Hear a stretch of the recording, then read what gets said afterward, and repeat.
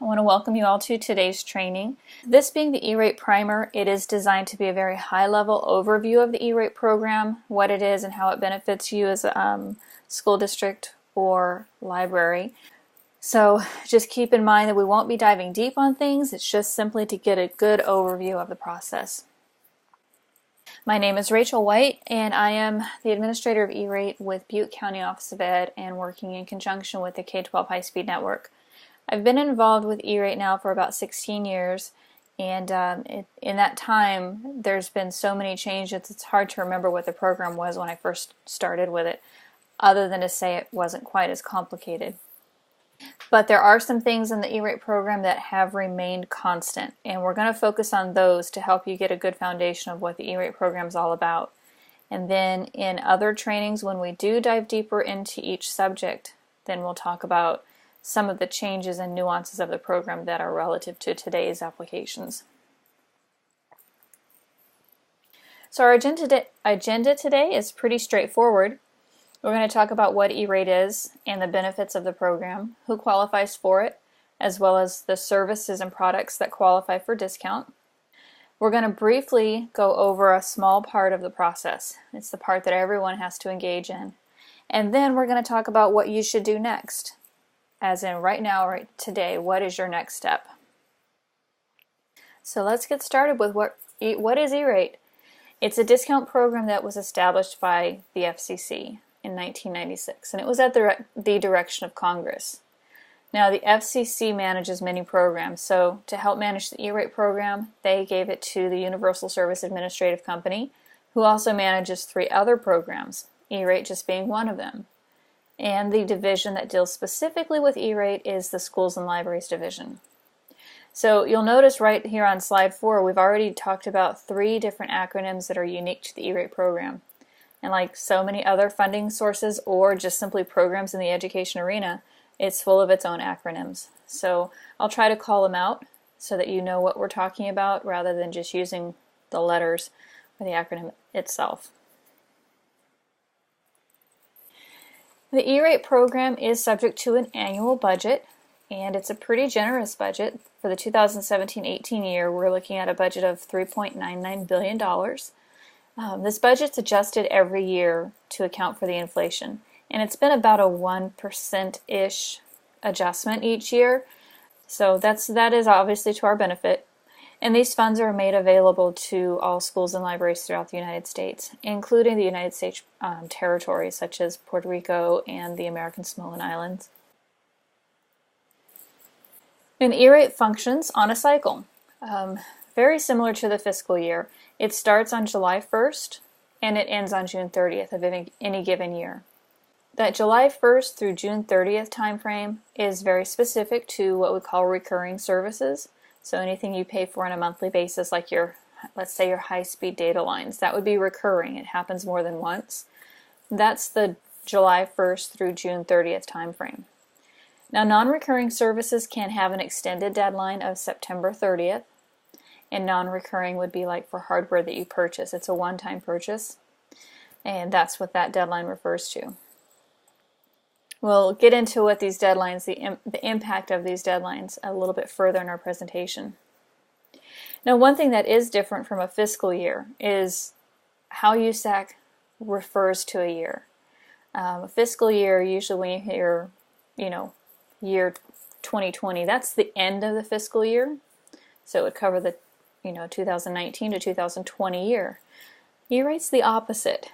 When they refer to funding year 18, they're referring to the 2018-19 year. So that is, for a lot of you business folks out there, it'd be a little bit backwards thinking for you, but just keep that in mind when you hear E-Rate talking about what year your forms are related to. It's starting with the beginning of the year. So that's simply E-Rate in a nutshell. It's a discount program established for the benefit of schools. Now, the purpose of that program, what is its if you were to pick one guiding principle, it's to get high-speed internet to the classroom or to the library patients. That is, if you want to look at one overarching goal, that would be it.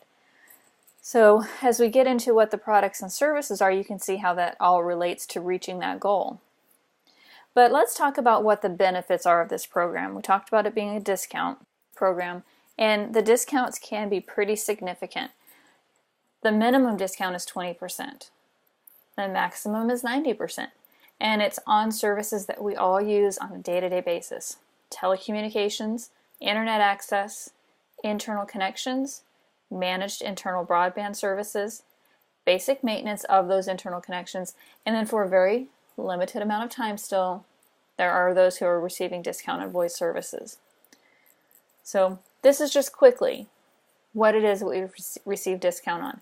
Again, since these services, you've pretty much required to have them in order to conduct business and to educate the students, why not pursue a program that helps you get discounted rates on them? California has received its fair share of benefits from this program. Remember, the program was created in 1996. Its first funding year was 1998. And since then, California has received $6.897 billion from this program, which gives us an annual average of about $355 million. Now, it is interesting that since the recent changes to the E-rate program, which was, we call it the modernization orders, that our annual average is declining. We're interested to figure out exactly what's creating this decline. Is it just simply that voice services are being phased out of eligibility, or are there some other factors? And we're trying to analyze, the available data to us at this time, but that marks its own challenges. But as soon as we figure out what it is that's creating this decline, we'll see if there needs to be some action on our part to help districts better participate in the E-rate program. So now let's talk about who qualifies. Obviously, it's a beneficial program. There's money out there to be had. So who qualifies for this program? We mentioned earlier that it's schools and libraries. And in California, it would be your elementary and secondary schools and school districts. Non-traditional facilities also qualify, and we'll define what that means in just a moment. But just note that California is unique in this, having their non-traditional facilities qualify. Libraries and library systems also qualify for E-rate discount.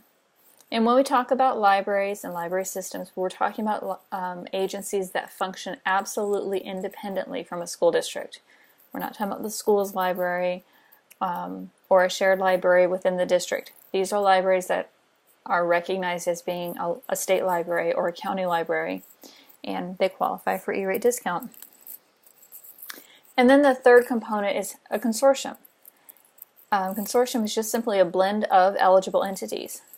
Now, a consortium can include entities that are not eligible, but obviously those ineligibles would not receive E-rate discount. Now, the non-traditional facilities I mentioned earlier, these would be the pre-K, Head Start, juvenile justice, and adult ed. Now, this is conditional by state, and not all states' definition of a school allow these facilities to qualify for E-rate discount. In California, it just so happens that it works for us. So all of these different facilities and students qualify for the E-rate discount. There is a note behind the adult ed. It talks about the curriculum not exceeding the 12th grade. A lot of times it does exceed the 12th grade, but the way that you still qualify for E-rate is by considering how much of the curriculum goes beyond the 12th grade.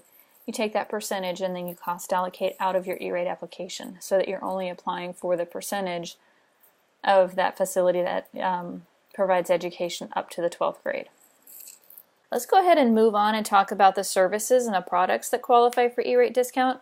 This is really kind of like, where the techs get anxious. They want to know what can they get discounts on, because obviously they know their networks, they know what needs to be replaced, and finding a funding source can be challenging sometimes.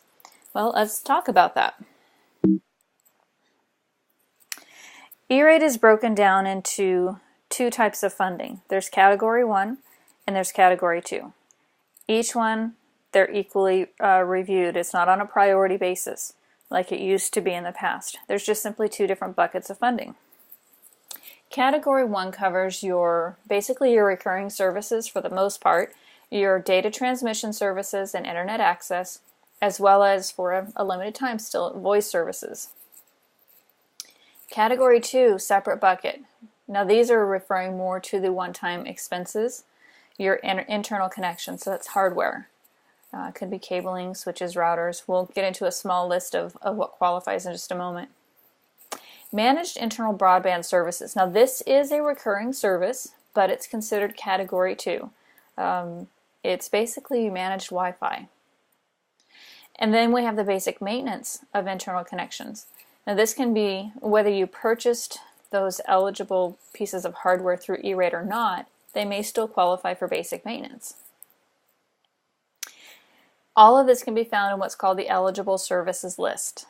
And this list is updated each year. I didn't notice that we had the new one posted yet for the 2018-19 year, but I did provide a link to the eligible services list page, and as soon as we have one available for this 18-19 year, it will be posted there. But you can go ahead and look at the 17-18 eligible services list. It's rather reduced in length. It went from being about 60 pages down to about 6 pages, so it doesn't take long to read through. I also want to point out a few of these that have the asterisk behind it: data transmission services and internet access, and then anything in the Category 2 budget. That asterisk means that in order to receive those funds, you must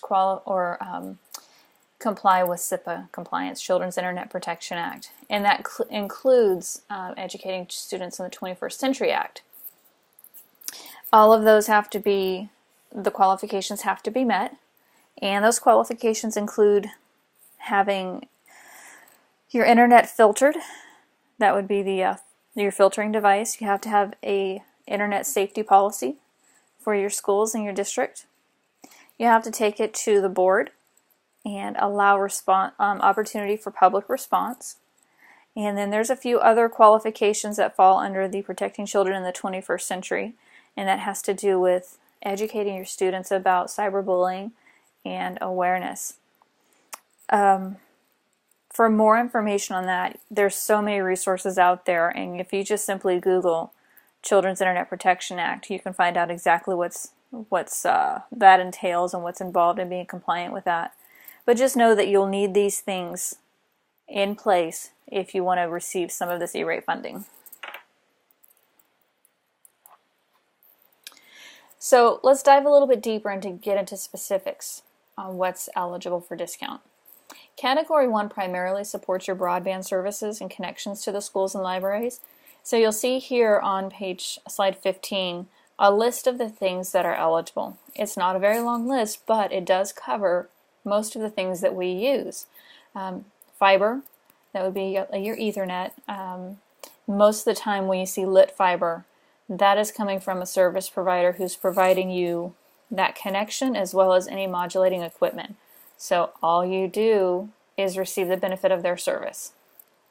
Dark fiber is when you work with a provider who they're not lighting that fiber, but they're providing fiber that's already been trenched, put in the ground, and you then are providing the modulating equipment.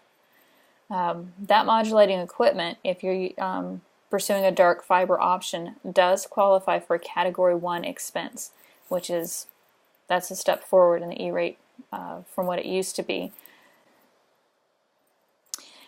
But there's also a new one out there, new in the last few years. It's self-provisioned fiber.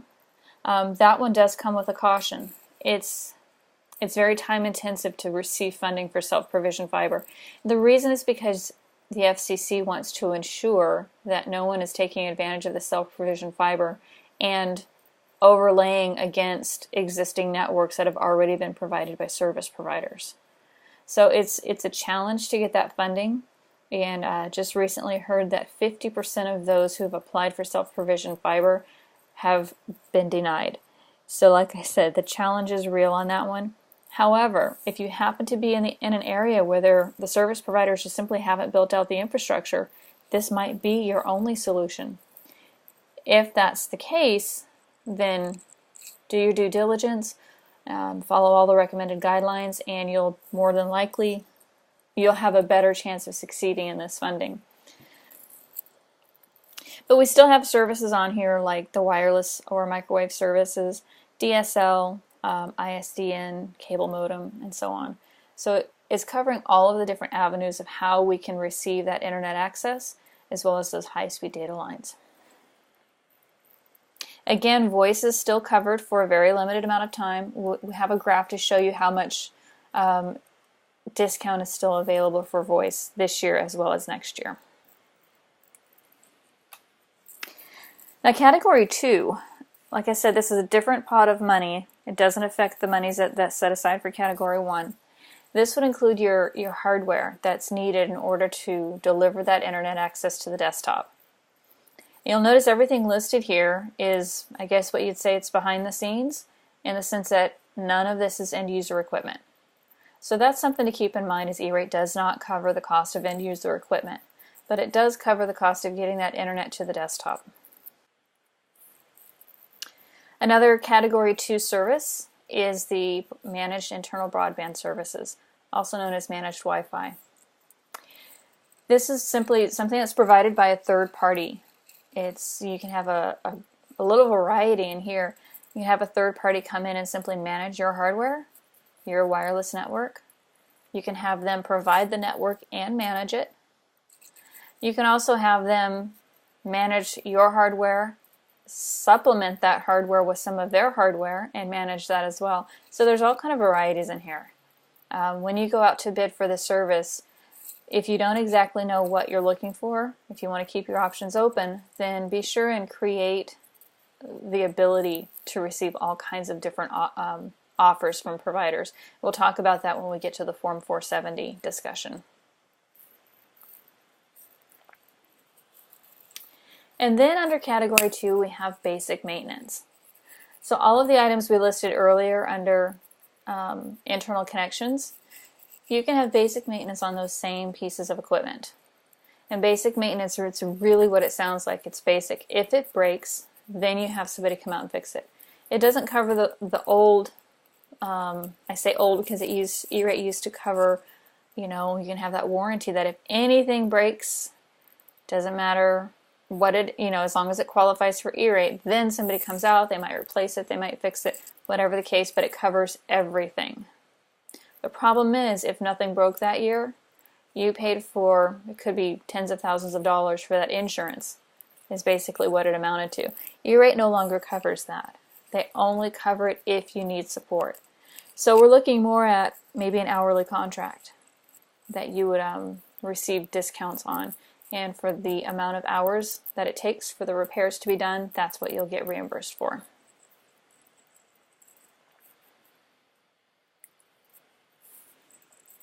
Now, Category 2, those last few slides that we just talked about, the one-time purchases as well as that managed broadband services, is subject to a budget.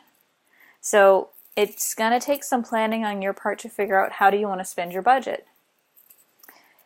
For schools, for the 2017-18 funding year, the budget is $153.47 per student. It's an odd number because this budget is also subject to the annual increase for inflation. There's a minimum floor of $9,400 if you happen to be a site with, I believe it's less than 62 or 64 students. So you get a minimum of $9,400.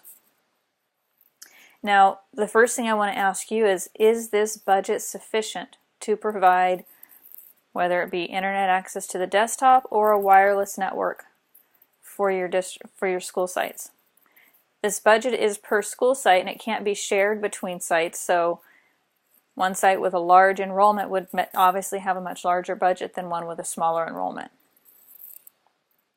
The reason I ask that question of is this budget sufficient is because right now the FCC is looking for comments on that. I'll provide some directions on how you can share your experience with this budget, and we do encourage you to do that because that's the only way that you, the recipients, ever have any chance to influence the direction of the E-rate program. But we'll talk about that again in a few more slides. Needless to say, this budget is for 5 years. So you have 5 years to spend this one budget at each single school site. As soon as you start spending it at one site, then it starts the time clock for all sites, regardless of whether or not they've spent any money at that site. Now just keep in mind that's just simply the way the program's set up right now. So if you have any money left in this Category 2 budget, please take a look at it and see how you can spend it. We don't know what the future Category 2 is going to look like after the 2019 year. So we're coming to the end of this temporary approach. The FCC approved this temporary Category 2 budget just for a 5-year period, and we're coming to the end of that. We've got 2 more years left in it, and we'll see what the FCC decides to do with it after that. Now we've talked about discount. You know, you get 20 to 90% discount. So let's talk about how you figure out what your discount is. It's based on 2 things, and the first is how many of your students qualify for the National School Lunch Program. It's calculated for your organization as a whole, so there's no longer a single discount for each school site.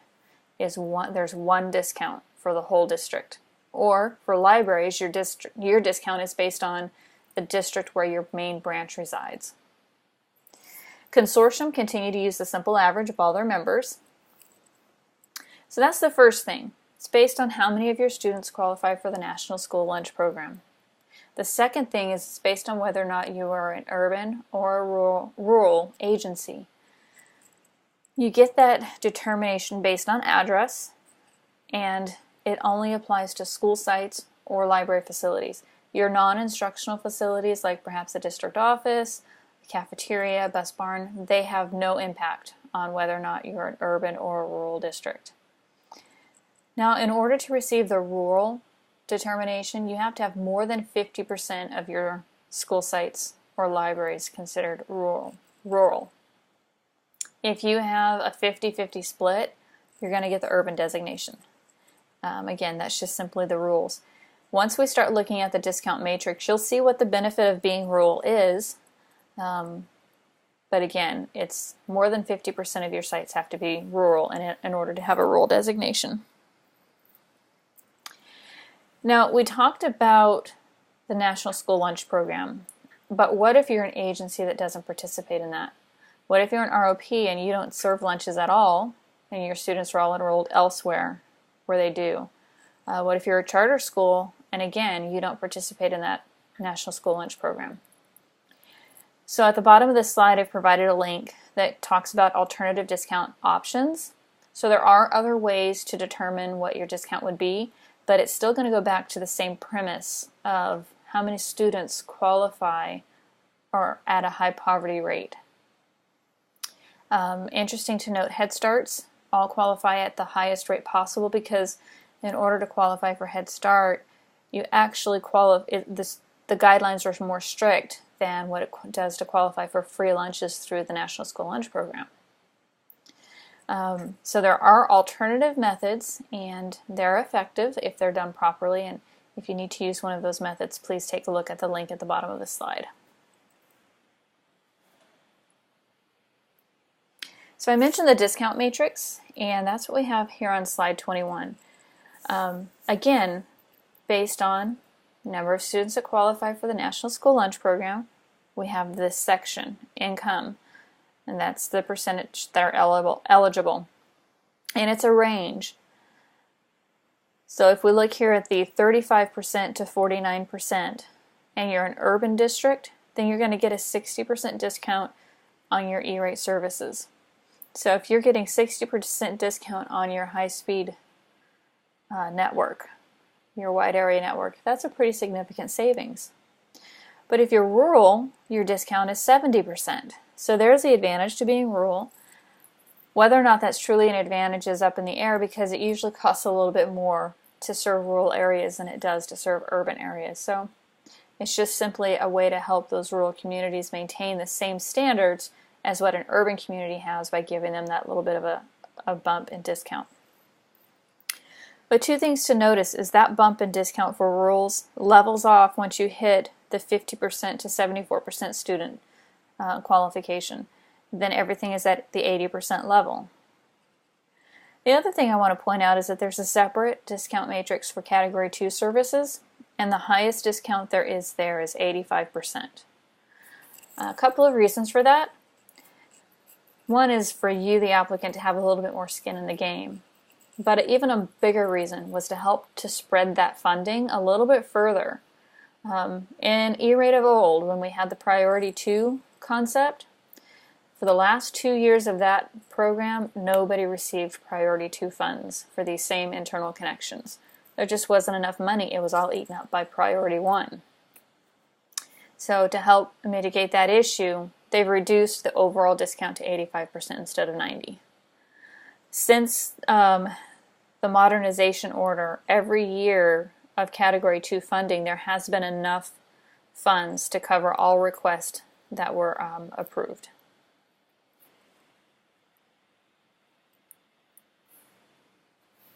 I mentioned earlier about the voice services being phased out. Part of the reason for this is because E-rate is an internet access program.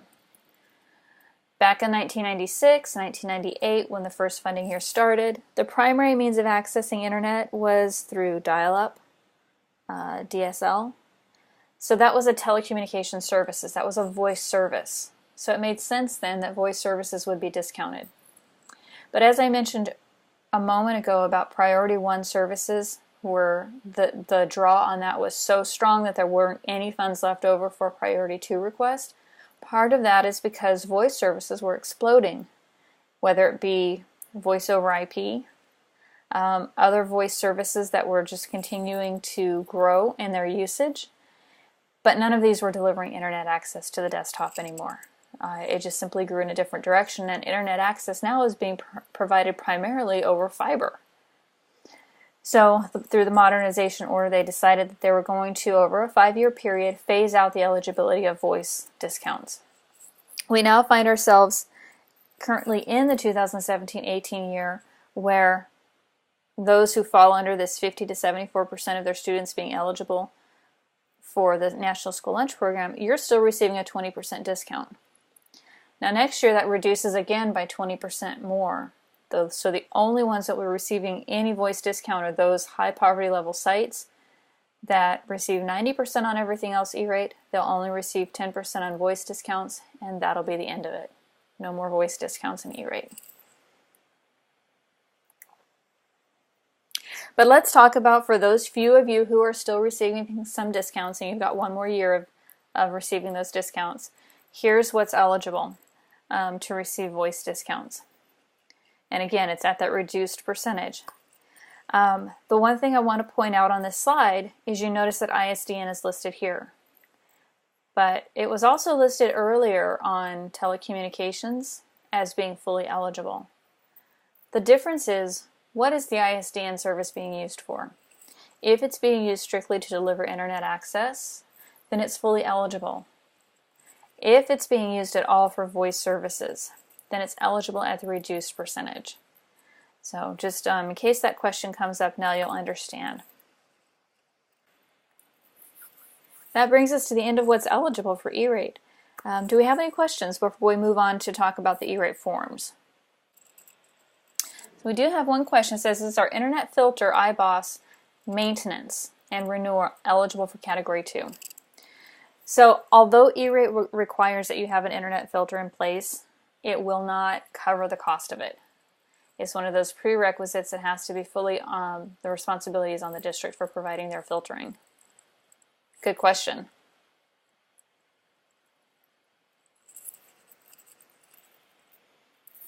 Okay, so let's talk about the process.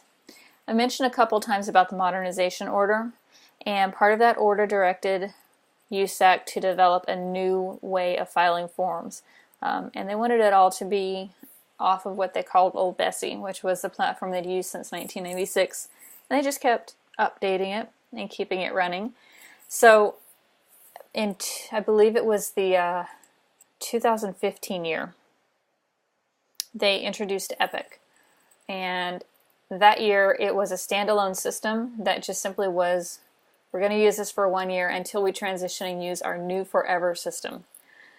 We are now using the new Forever system called the E-rate Productivity Center, and in that center is where you're going to find all of your forms for the most part. There's still a few forms that they're working on that are outside of the EPIC program, but eventually will be included in EPIC. This is also where you're going to receive all of your communications from USAC regarding your funding. So they basically want us to get used to looking at Epic. I won't say necessarily on a daily basis, but at minimum on a weekly basis, have a time period where you know, hey, I'm just going to check my Epic account, make sure there's nothing pending that I need to respond to. So once we get ourselves familiar with Epic, we also need to become familiar with the process. And here on slide 26, this is from USAC, and this is how they view the process. What the steps are that each and every one of us who expect to receive E-rate funding have to go through all of these steps at some point. So let's start with the first part, which is competitive bidding, and talk about that for a moment. One of the things in E-rate that has not changed since its inception is competitive bidding. In order to receive E-rate discounts, we have to be able to show that we are selecting and using the most cost-effective solution to provide the outcome that we're looking for. We do that by using the FCC Form 470 within Epic. In some respects, the form has gotten easier in the sense that it's mostly drop-down menus that you make choices of, so they've really limited the selections. The complicated part, though, is understanding what they mean when they say a certain thing. So they've provided lots of guides for us to understand how they're defining things. I do encourage you to read over those guides because it's not necessarily the layman's interpretation that holds any weight when you go out to bid for these services. But once you get your Form 470 prepared and posted, it has to be available for at least 28 days before you select a winning service provider. That is a rule in the E-rate program, and it may conflict with your board policy, it may conflict with California laws, which either one of those could allow for a shorter amount of time, but if you want those E-rate dollars, you have to leave that form available and open for at least 28 days before selecting a service provider. In the competitive bidding world, we talked about the Form 470, and it's going to provide some detail on the services you're looking for discounts on. But if you choose to have a form outside of Epic, that provides more detailed information, then that's going to be considered an RFP. And you have to load that document into the Epic program at the same time that you're posting your Form 470. You have to do those in conjunction with one another. The reason is USAC is trying to help us maintain fair and openness in the competitive bidding arena. So if you know you're going to have this document, you have to identify it ahead of time. Well, let's go down the road and say you posted your Form 470 and you weren't expecting to have an RFP, but you're getting so many questions from providers, you decide that you're going to put all the answers to those questions in a single document, and then anytime another service provider asks those same questions, you're just going to respond with that document. Well, the problem now is that you have a document outside of Epic that relates to that bidding, and it was generated by you, so that means in the eyes of E-rate you have an RFP. And that has now compromised your funding because you initially said you didn't have an RFP. So that's where I encourage you to be very careful. Sometimes stating that you have an RFP and uploading a single document that's got some details is a safer route to go than strictly relying on the 470 to address all of your needs. Because I'll take the example of a wide area network. If you just simply want to identify the sites that are their current contract is expiring and you need to renew it, you put all those sites on a list and you say what speed you want for each site. Well, that's not a full-blown RFP as you would consider it from the eyes, competitive bidding laws in California. But E-rate calls it an RFP. Go ahead and put that down and upload it into the Epic portal. Now let's say later you've got those same questions coming in, you decide to put them all on one sheet of paper. Now you can amend that RFP in the Epic profile and upload the addendum. So see, that just opens up your options in the competitive bidding world.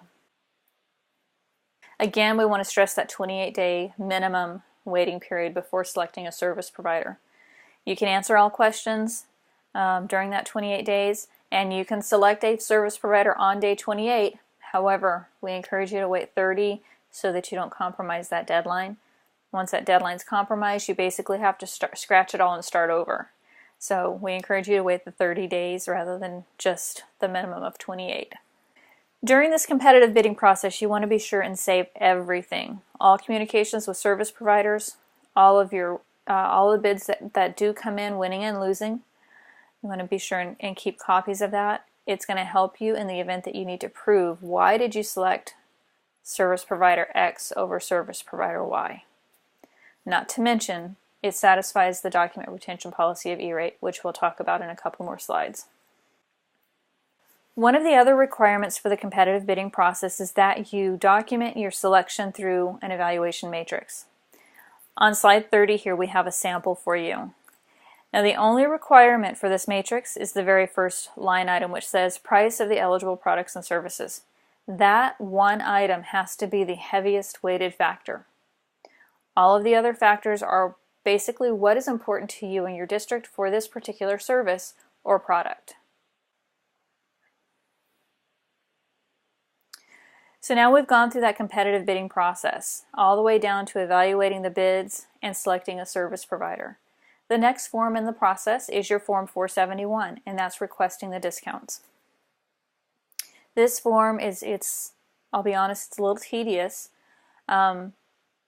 It's all within Epic again, lots of drop-down menus, lots of data that you have to put into this form, but it basically identifies who are you getting the services from, what services are you getting, who's receiving those services, what's your discount rate, how long are those services going to be provided, and you see it goes on and on. Now, the Form 471 can only be filled out during a very specific time of the year, and that's called the window. That window is usually about 75 days long, and it's usually announced, well, any time now. We're expecting the announcement of that window for the 2018-19 funding year.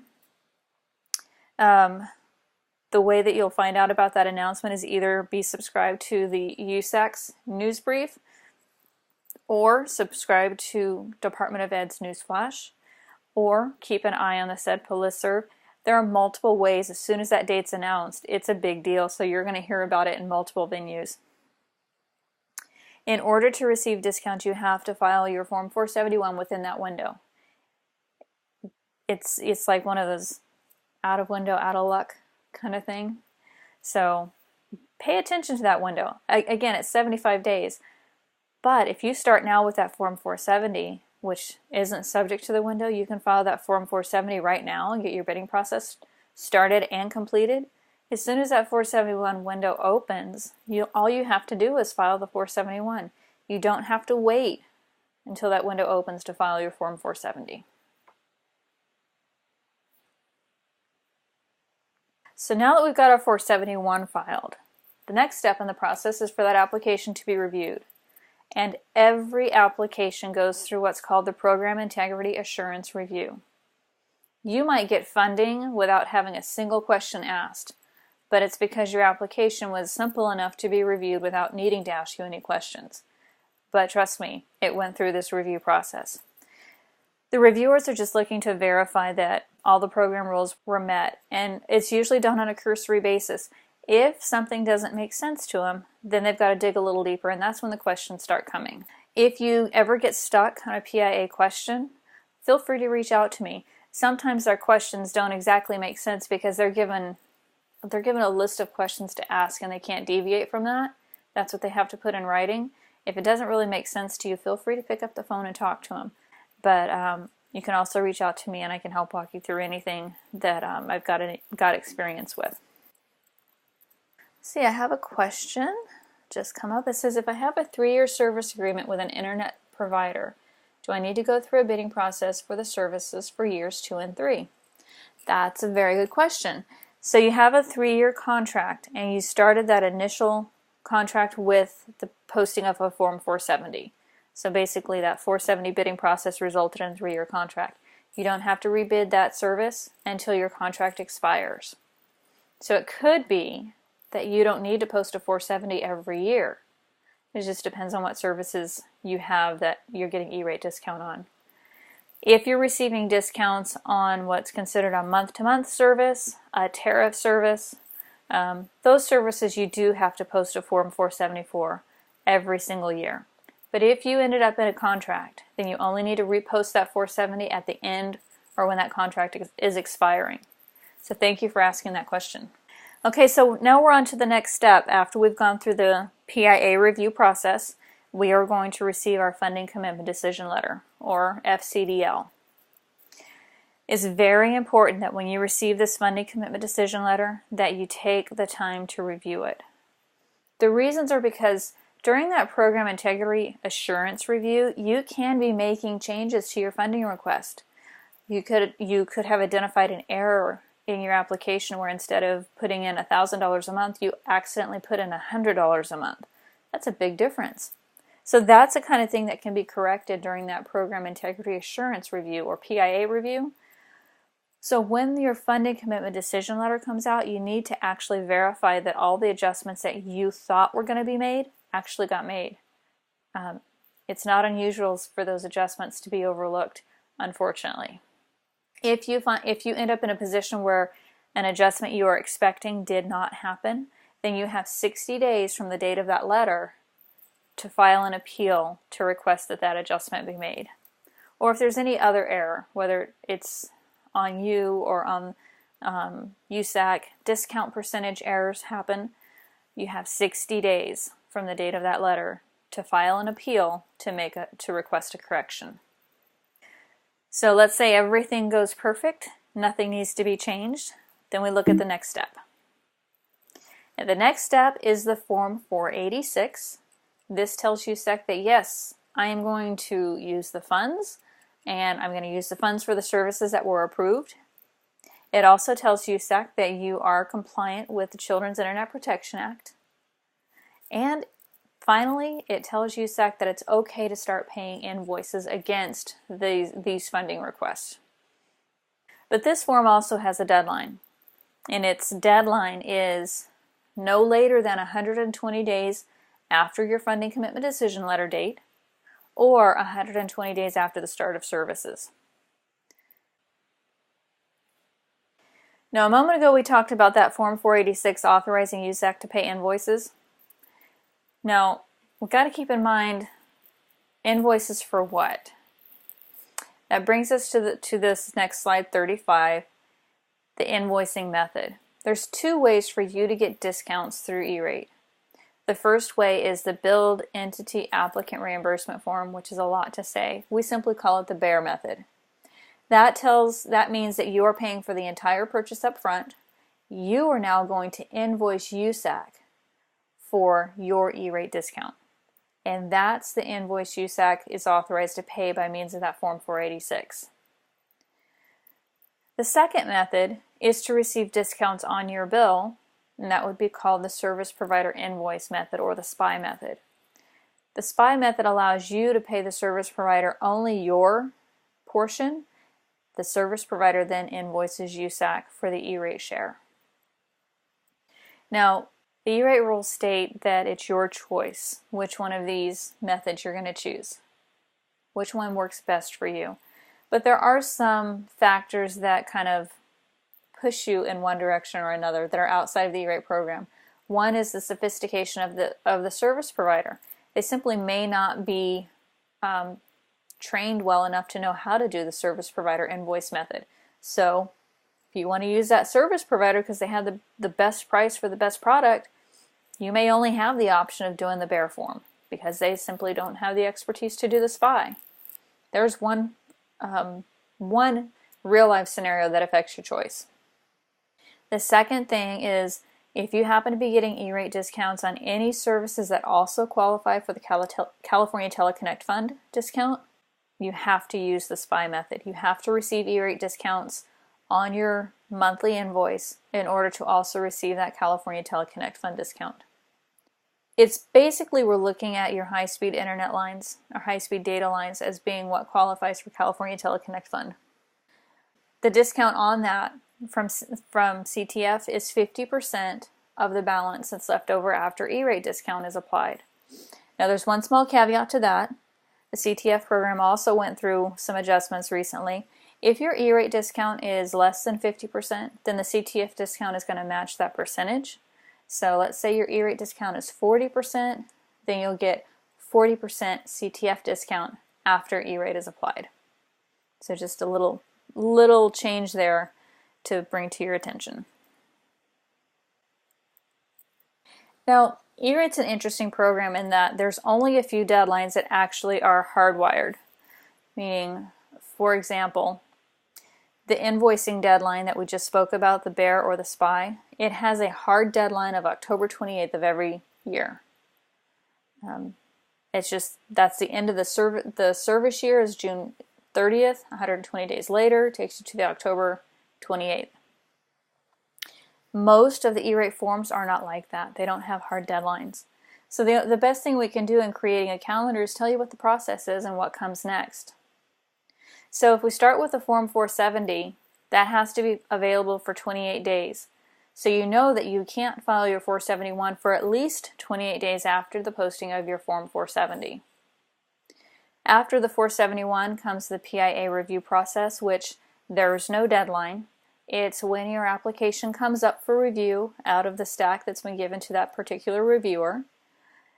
The deadlines associated with that is your response time. When you're asked by the reviewer a question, you'd have a 15-day window to respond. If you need more time, then you can get an additional 7 days. Upon request, you have to ask for that time. Once that process finishes, which can take as little as weeks to as much as months, and sometimes in limited circumstances it has taken years. But once that PIA review process is complete, your funding commitment decision letter is issued, you have 120 days after that date to file your 486. And then you have 120 days after the last date of service to file your invoicing method, whether it be the 472, which is the bear form, or the 474, which is filed by your service provider. So in a nutshell, once you start your process, you have to keep track of your own deadlines. The only other deadline that is going to be waved with red flags is the closing of the Form 471 window. And that's because all of your funding depends on that deadline. Now earlier I mentioned keeping copies of everything in the competitive bidding process. And that's because of the document retention policy. After the modernization order, the document retention policy was changed from a 5-year period to a 10-year period. It doubles the amount of time that USAC can go back and decide to audit your funding request. But that 10 years after the last date of service is really kind of a false sense of a time frame there, because if your competitive bidding process resulted in a multi-year contract, let's say that 3-year contract, then that means you have to keep all of that competitive bidding documentation for 13 years at minimum. Because remember how much farther in advance that competitive bidding happened compared to the start of services. So you're probably looking at more like 13 and a half to 14 years on keeping that competitive bidding documentation. Here on slide 37, we have a brief list of items that you should definitely keep copies of. And digital copies are fine. But you want to be able to prove that you are compliant with the program. If you can't prove that, then it is assumed that you were not compliant. And you can have monies taken back. USAC just recently went through an unprecedented amount of commitment adjustments, is basically when they go ask for money back. So we encourage you to put some policies in place that allow you or your agency to pass this knowledge on from one person to the next when there's transition in who's handling your E-rate processes. Whether it's creating a binder that you know everyone's following these steps, so you know where to go find this documentation in the event that one person has left and there's a new person taking over. Adjusting your board policies to match the E-rate document retention requirements. One of the items that kind of gets overlooked is how do you prove your discount percentage for any given funding year? Most food services departments are only required by the state to maintain their documentation for 3 years. But that documentation affects your funding request, and you need to hang on to that for 10 years. So we encourage you to work with food services, work with your administration to make sure that your document retention policies on things that affect E-rate are in line with the E-rate document retention policy. So there we have it. It's E-Rate in a nutshell. It is a very valuable program, but I'm sure its reputation also precedes it in that it can be a frustrating program and complicated. Things that are easier to get funding on are the simple items. Your high-speed data lines, that's pretty straightforward. Category 2 services where you're purchasing product is pretty straightforward. Other items that become more complicated is dark fiber options, self-provision fiber options, product and services that include both eligible components and ineligible components. That gets more complicated. But a lot of times if you do work with a service provider that was selected through your competitive bidding process, you can help narrow down and weed out those frustrating points by working closely with service providers who've been through this before. So if you want to put E-Rate experience as one of your evaluation criteria, go for it, because it really will help you in the end to have an experienced service provider who knows their own product, and if it's conditionally eligible or only a percentage of it is eligible. It will help eliminate some of the frustrations of the program. So having said that, where should we go from here? What's to do next? Well, now you should start preparing for your funding year 18, which that's 2018-19. Get to know the EPIC portal. Get in there, click around, figure out how it functions. It's not really intuitive, so things that you would think that would be there you just have to click around and get to know it. Once you do that, it starts to make a little bit of sense, but it takes time. So don't wait till the last minute in getting to know how to function through the E-Rate portal. Next, know what service contracts you have in place right now and when they expire. Is there anything that needs to go out to bid that's expiring on or before June 30th of 2018? Those all need to be rebid if they are. Are you adding any new services that qualify for E-Rate? If so, it's likely they need to have a Form 470 associated with it. And then just start working on your competitive bidding needs. What would be your evaluation criteria? What services do you need? Do you need to create an RFP? And remember, that evaluation criteria goes for all services that receive E-Rate discount. It's not just internal connections, but not your wireless networks. It's everything. Everything that receives E-Rate discounts needs that evaluation criteria associated with it, or evaluation matrix.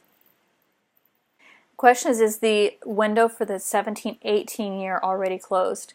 Yes, it is. That window closed earlier this year, and I apologize that I don't remember the date, but it was earlier this year. It closed. It closed, I believe it was in early May. Could be getting my years confused. But yes, the E-Rate window, the 471 window, usually closes before the start of the funding year. And remember, that start of the funding year is always July 1st. So that 471 window always closes before the start of the funding year. And it's with the hopes of being able to review applications and getting them approved for discount before the funding year starts. Now, when we were talking about this Category 2 budget and whether or not it's sufficient to satisfy the needs of school sites and libraries, I mentioned that the FCC is requesting comment on that. Here on slide 40, I've provided some information for you so that you can know how you can respond. The questions they have are pretty specific, and I found it interesting to note that they're very concerned about special schools and whether or not the budgets are sufficient even for them. So if you have experiences you'd like to share, if you said that, perhaps you had a big project of installing a wireless local area network at one of your school sites, and the E-Rate budget only covered 1/10 of the expense, that would be a wonderful thing to share with the FCC. They have very limited data to make decisions on. They're going to be gathering data from the Form 471, and any of you who've been in the E-Rate program long enough know how unreliable that data is, partially because the guidance we've been given on filling out that form has changed from year to year. So let's, if possible, if any of you have data that you can share, it would be much more reliable coming from you, a real-life applicant, than it would be if they only had the 471 data to rely on. The response, or the deadline response for this, is October 23rd. So it doesn't have to be anything that's submitted by an attorney. remember, it's basically you're just opening up conversation with the FCC or simply sharing with them what your experience. And that really is all this is in the comment section. So please, we encourage any of you to reply to this if you can. Here on slide 41, I have some contact information for you. If you need help with the E-rate program, you have all of these resources at your fingertips. That brings us to the end of our session. I will go ahead and open up the microphones in case any of you have any questions you'd like to ask. Okay, does anyone have any questions they'd like to share with the group? I asked a question earlier. What form do we indicate either bear or spy billing? We've had some confusion on that in the past. That's a good question. That is actually indicated with the service provider and any forms that they happen to have. There's not an E-rate form that allows you to make that selection. So you have to communicate that directly with your service provider. So if the service provider's already set up for spy billing and we want to do it via bear, we have to actually tell the service provider that they need to change that in their submissions to USAC. That's correct. There is one caveat with that. Once you select or once you've received discounts via one method or another, that funding request has to stay that way until the end of the funding year. You can make a change on your next funding request. Does that make sense? Yeah, that makes perfect sense. Okay. That was one of the confusions that we had. One year, all of a sudden it showed up as a bear, and we were wondering why all of a sudden it changed from SBI to bear. So that makes sense now. Do we have any other questions? This is John again. Sorry, I was going to say also in that comment to USAC, can we put in there that they should cover the maintenance and cost of web filtering, being that it's required? Should that be one of our comments? I mean, I'm definitely going to comment on that. Yeah, you can comment on whatever you'd like to share with them. You're free to do that. Since they're not asking those questions right now, I don't know how far it would go. However, it's better to communicate when you have the opportunity than to say nothing. Okay, so does the Form 470 need a RFP for ISP under procurement amount? The Form 470 for Internet Service Provider doesn't require an RFP. And if you're under the procurement amount, I assume you're talking about the $88,300, I believe is. If it's that amount that you're referring to, then E-rate does not require an RFP. So if you don't need one based on state rules, then E-rate's not going to make you file one. It's just that little caveat of keeping in mind, if you put anything in writing outside of EPIC, it's considered an RFP by E-rate. So we talked about the 17-18 window, and that one has the 17-18 window has already closed, as well as how do we indicate bear or spy. Now you indicate that directly with your service providers. I know service providers like AT&T, they have a deadline associated with when you let them know if you're doing the spy method or the bear method, and that's because it takes them so long to process that stuff. They know what their internal methods require time-wise, and in order for them to meet the spy deadline, they have a pretty strict deadline of when you have to let them know which way you're going to go. Okay, well, I appreciate you all joining. If you do come up with questions later, feel free to email or call me. I'm usually available. And otherwise, I hope you all have a great day. Thanks for joining.